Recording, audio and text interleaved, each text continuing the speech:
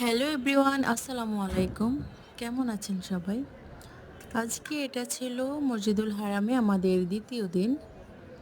তো আজকে আমরা মসজিদের ভিতরে নামাজ পড়ার একটা সুযোগ পেলাম।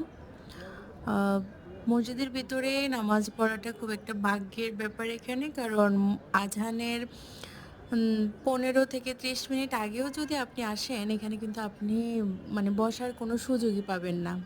এত মানুষ থাকে, জায়গা মানে পুরা ব্লক হয়ে থাকে। ঢোকাটাই খুব একটা কষ্টকর হয়ে যায়।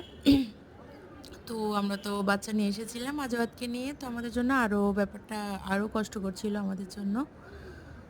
তো এই যে দেখুন নামাজ শেষে কিরকম ভিড়টা একটু কমেছিল।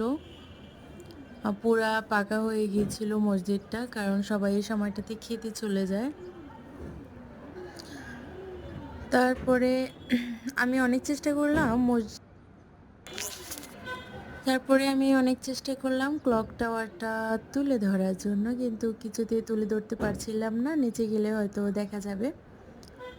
আর এই যে এটা ছিল ৭৮ নম্বর দরজা, আমরা এটা দিয়েই ঢুকেছিলাম। আর রাজওয়াত তো খুব ছুটোছুটি করে মসজিদে গিয়ে দুষ্টুমি করছে, দেখতেই পাচ্ছেন। গরমের পরিমাণটা এখন কিছু কম আছে। নামাজ পড়ে এখানে যে প্রশান্তি অন্য কোথাও আমার মনে হয় না এই প্রশান্তিটা পাওয়া যাবে। তো আজকে এই পর্যন্তই। সবাই ভালো থাকবেন, আজওয়াদের জন্য দোয়া করবেন। আল্লাহ হাফেজ।